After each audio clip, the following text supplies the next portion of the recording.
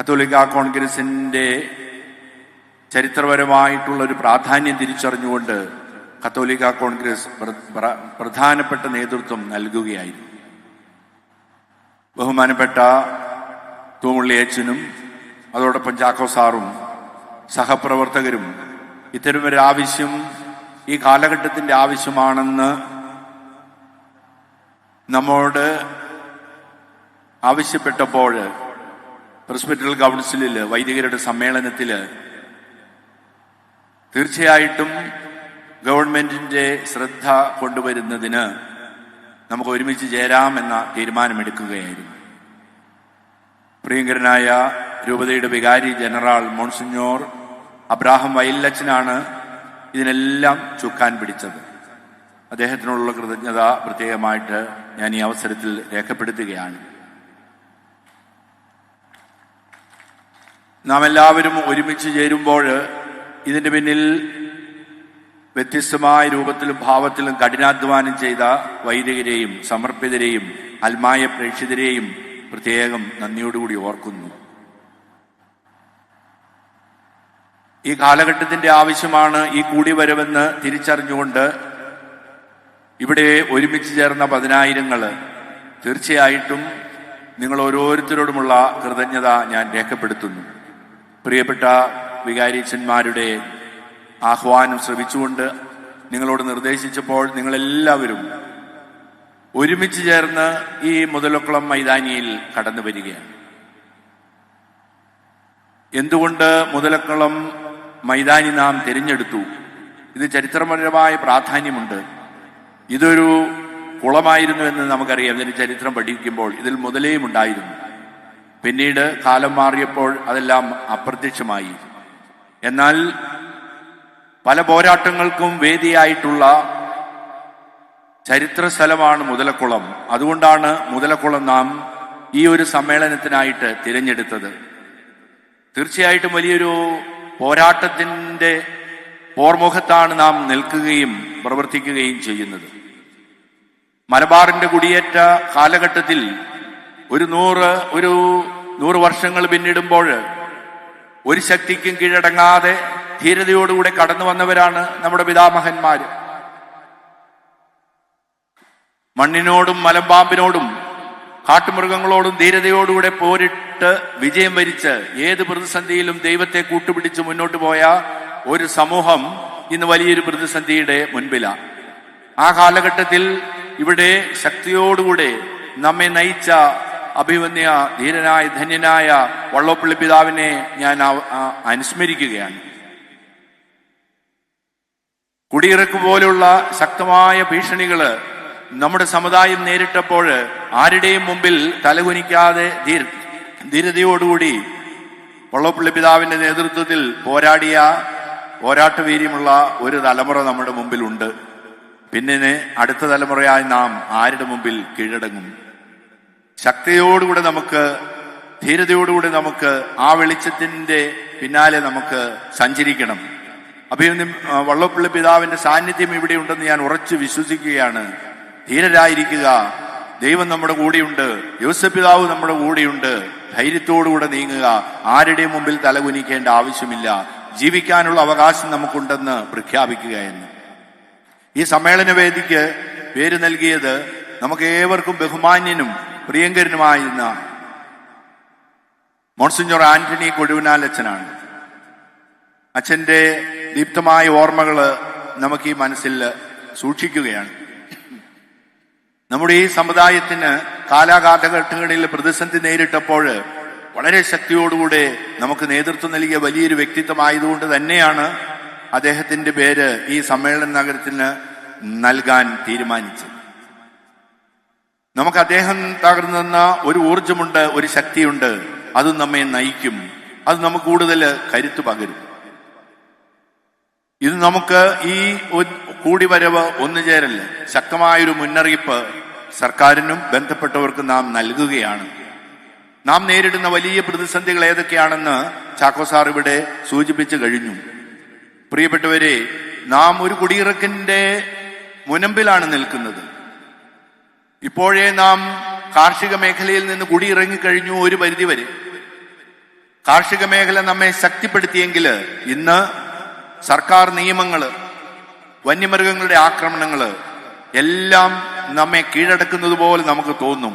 എന്നാൽ ആ ഒന്നിനും കീഴടങ്ങാതെ ധീരതയോടുകൂടെ നമുക്ക് പോരാടാൻ നമ്മോട് ആവശ്യപ്പെടുന്ന ഒരു കാലഘട്ടമാണിത്. സർക്കാരിന്റെ കണ്ണു തുറക്കേണ്ട ഒരു സമയം സർക്കാരിനോട് നാം ആവശ്യപ്പെടുകയാണ്.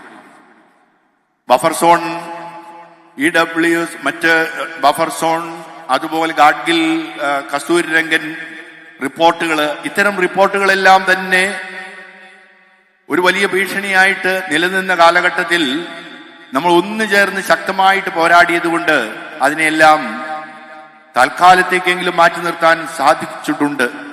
നമുക്കതുപോലെ ഏറ്റവും ശക്തമായി നാം പോരാടേണ്ടത് ഈ വന്യമൃഗങ്ങളുടെ ആക്രമണത്തിനും കാർഷിക മേഖലയിലുള്ള വിലയിടിവിനുമാണ്.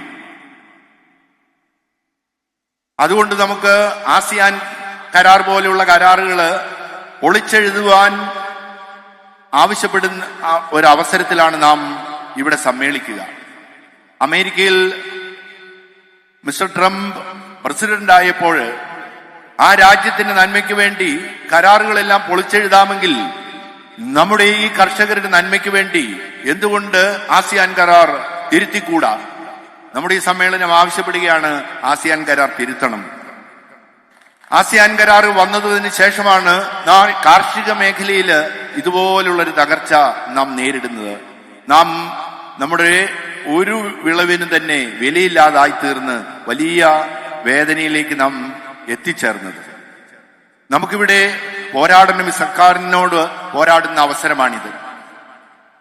വന്യമൃഗങ്ങളുടെ ആക്രമണത്തിനെതിരെ പ്രതികരിക്കാൻ നമുക്ക് ശക്തിയുണ്ട്. എന്നാൽ ഭീതിയോടുകൂടിയാണ് നാം വനപാലകരുടെ നിയമത്തിന് മുമ്പിൽ നിൽക്കുക.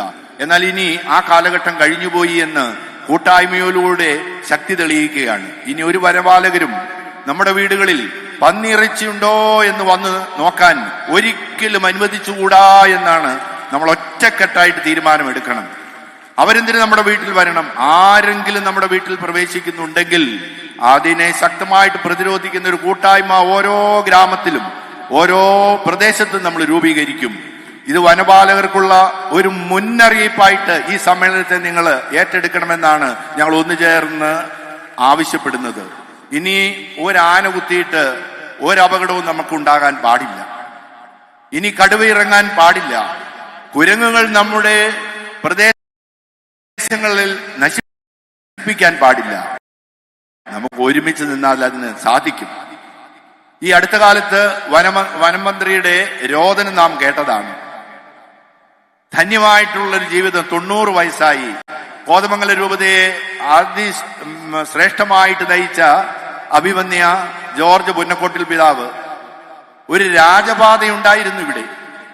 ആ രാജപാതയിലൂടെ ഞാൻ സഞ്ചരിച്ചിട്ടുണ്ട്. കോതമംഗലത്ത് നിന്ന് മൂന്നാറിൽ വളരെ എളുപ്പത്തിൽ എത്തിയിട്ടുണ്ട്. അതുകൊണ്ട് നമുക്കതിലെ സഞ്ചരിക്കണം. വീണ്ടും അത് തുറന്നു തരണമെന്ന് പറഞ്ഞ് അതിലെ യാത്ര ചെയ്തപ്പോൾ കേസെടുക്കുവാൻ ധൈര്യം കാണിച്ച വനംവകുപ്പിന് അനുകൂലമായിട്ടാണ് ഈ വനം മന്ത്രി സംസാരിച്ചത്. അദ്ദേഹം ഇപ്രകാരം പറയുകയാണ്, അങ്ങനെ ഒരു വനപാത അവിടെ ഇല്ല. കണ്ണില്ലാത്തത് പുന്നക്കോട്ടി പിതാവിനാണോ വനം മന്ത്രിക്കാണോ? പ്രായം കൂടുതൽ പുന്നക്കോട്ടി പിതാവിനാണെങ്കിലും കണ്ണില്ലാത്തത് വനം മന്ത്രിക്കാണെന്ന് തന്നെ നമുക്ക് കൃത്യമായിട്ട് പറയുവാൻ സാധിക്കും. അതുകൊണ്ട് നമുക്ക് കർഷകര് നേരിടുന്ന പ്രതിസന്ധികളോട് അനുകൂലമായൊരു സമീപനം ഇന്നുവരെ വനം മന്ത്രി ഒരു പ്രസ്താവനയിലൂടെയും പ്രതികരിച്ചിട്ടില്ല. പ്രത്യുത അദ്ദേഹത്തിന്റെ തെറ്റായിട്ടുള്ള പ്രതികരണങ്ങൾക്കെതിരെ നാം പ്രവർത്തിക്കുമ്പോൾ നമുക്കെതിരെ ശബ്ദമുയർത്തുകയാണ് വനം മന്ത്രി. അതുകൊണ്ട് ഈ സമ്മേളനം ശക്തമായിട്ട് ആവശ്യപ്പെടുകയാണ്, കഴിവില്ലെങ്കിൽ വനം മന്ത്രി രാജിവെക്കൂ എന്ന് തന്നെയാണ് ഞങ്ങൾ പറയുന്നത്. ഞങ്ങൾക്ക് ജീവിക്കണം, ഞങ്ങൾക്ക് അതിനുള്ള അവകാശമുണ്ട്. ഞങ്ങൾ സാധാരണക്കാരാണ്, കാര്യങ്ങൾ പഠിക്കൂ, ഞങ്ങൾക്ക് വേണ്ടി ജീവിക്കൂ. നമ്മുടെ ഒരു ഗ്രാമത്തിൽ ആന ഇറങ്ങുന്നു. 2 വർഷം മുമ്പ് ആന ഇറങ്ങുകയാണ്. ആന ഇറങ്ങുമ്പോൾ അവിടെ നിരവധി തവണ അവിടെ കൃഷി മേഖലകൾ മുഴുവനും തന്നെ നശിപ്പിച്ചു. ഞാൻ അവിടെ സന്ദർശിച്ചു. നമുക്ക് സത്വരമായ നടപടികൾ സ്വീകരിക്കണമെന്ന് ആവശ്യപ്പെട്ടു. എന്നാൽ ഒരു നടപടി ഉണ്ടായില്ല. വനമന്ത്രിയോടും ബന്ധപ്പെട്ടവരോടും ഇക്കാര്യം സൂചിപ്പിച്ചെങ്കിലും അത് വനരോധനമായിട്ട് തന്നെ മാറി നിന്നു. എന്നാൽ അടുത്ത കാലത്ത് ആ പ്രദേശത്ത് ഒരു കുളത്തിൽ ആന വീണു. ഉടൻ തന്നെ എല്ലാവരും അവിടെ ഓടിക്കൂടി, മന്ത്രി അടക്കം. അപ്പോൾ നമ്മുടെ പ്രിയങ്കരനായ ഏറനാട് MLA ശ്രീ PK ബഷീർ ഇക്കാര്യത്തിൽ വളരെ ശക്തമായിട്ട് ഇടപെടുകയും അവിടെ ആവശ്യമായിട്ടുള്ള ഹാങ്ങിങ് ഫെൻസ് കെട്ടുന്നതിന് വേണ്ടിയിട്ടുള്ള ഉത്തരവ് അദ്ദേഹത്തിന്റെ പ്രയത്നത്താലും പരിശ്രമത്താലും അത് നടപ്പിലാക്കാൻ സാധിച്ചു. ആ ടെൻഡർ കൊടുത്തിരിക്കുകയാണ്, ടെൻഡർ ഏറ്റെടുത്തിരിക്കുകയാണ്. 7 കിലോമീറ്റർ അവിടെ ഫെൻസ് ഉണ്ടാക്കാം, ആന കടന്നു വരാതിരിക്കാൻ. ഈ വനം മന്ത്രിയോട് ഒരു ചോദ്യം നമുക്കിതാണ്. 2 വർഷം മുമ്പ് ആന നമ്മുടെ പ്രദേശത്തേക്ക് ഇറങ്ങിയപ്പോൾ, വിള നശിപ്പിച്ചപ്പോൾ, ഞങ്ങൾ പരാതി പറഞ്ഞപ്പോൾ എന്തുകൊണ്ട് അങ്ങയുടെ കണ്ണ് തുറന്നില്ല?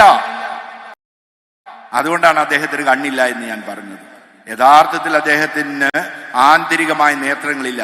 ആരോ പറയുന്ന എഴുതി കൊടുക്കുന്ന നിയമങ്ങൾക്ക് ഒപ്പിട്ടതാണ് ഈ അടുത്ത കാലത്ത് വന നിയമം പാസാക്കുവാൻ പരിശ്രമിച്ചതും അതിനെ നാം കടുത്ത യുദ്ധത്തിലൂടെ തോൽപ്പിച്ചതും.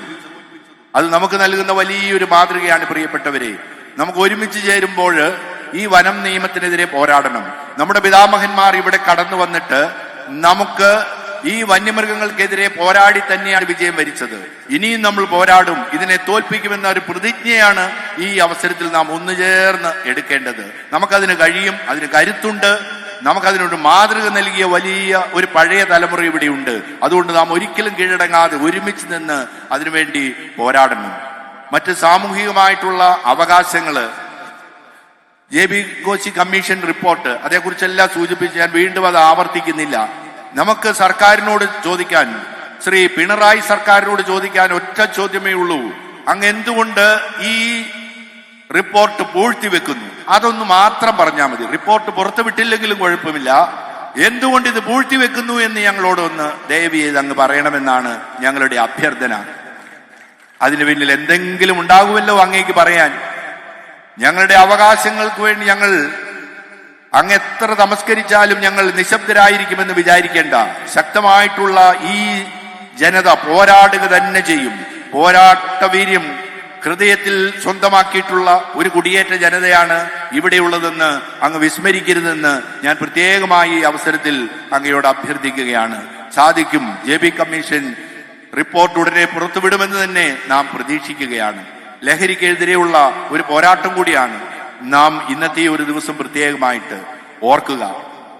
ലഹരിക്കെതിരെ ഞങ്ങൾ എന്നും പോരാടുമെന്ന് പറഞ്ഞു വാഗ്ദാനം ചെയ്തുകൊണ്ട് പ്രകടന പത്രികയിൽ വാഗ്ദാനം ചെയ്തുകൊണ്ട് അധികാരത്തിലെത്തിയ ഈ സർക്കാർ ഓരോ ഗ്രാമത്തിലും പുതിയ ഷാപ്പുകൾ തുറന്നുകൊണ്ട് മയക്കുമരുന്നുകളുടെ വിൽപ്പന യഥേഷ്ടം വ്യാപിപ്പിക്കുവാനുള്ള സൗകര്യം ചെയ്തുകൊണ്ട് പ്രവർത്തിക്കുമ്പോൾ എങ്ങനെ ലഹരിക്കെതിരെ പോരാടാൻ നമുക്ക് സാധിക്കും?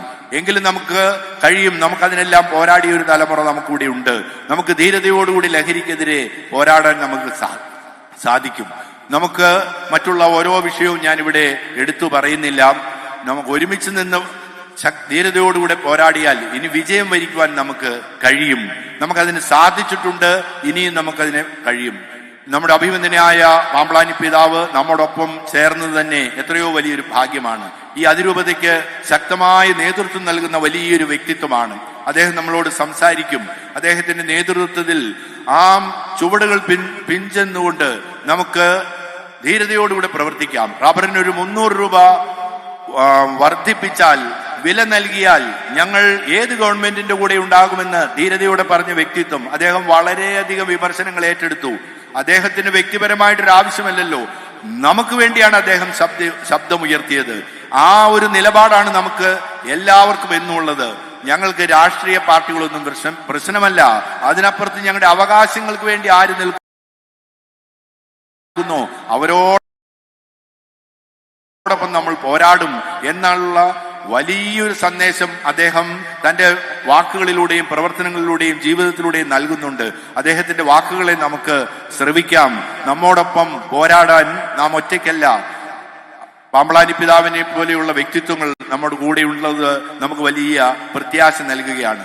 ഈ മലയോര പ്രദേശങ്ങള് ദൈവം നമുക്കായിട്ട് തുറന്നു തന്നെങ്കിൽ തീർച്ചയായിട്ടും അതിനെ സംരക്ഷിക്കുന്നതിനും ദൈവം നമ്മുടെ കൂടെ ഉണ്ടാകുമെന്നുള്ള ഒരു പ്രത്യാശ കൂടി ഈ പ്രത്യാശയുടെ ജൂബിലി വർഷത്തിൽ നമ്മുടെ ഹൃദയത്തിൽ സൂക്ഷിക്കാം. ഇതിന് പിന്നിൽ പ്രവർത്തിച്ച എല്ലാവരെയും ഒരിക്കൽ കൂടി അഭിനന്ദിച്ചുകൊണ്ട് പ്രബുദ്ധരാകുക, സംഘടിക്കുക, പോരാടുക എന്ന ശ്രീ അംബേദ്കറുടെ വാക്കുകള് ഹൃദയത്തിൽ സൂക്ഷിക്കണമെന്ന് ഞാൻ ആഹ്വാനം ചെയ്തുകൊണ്ട് നിർത്തുന്നു. നമുക്ക് പ്രബുദ്ധരാകാം, സംഘടിക്കാം, പോരാടാം. ജയ് ക്രൈസ്റ്റ്.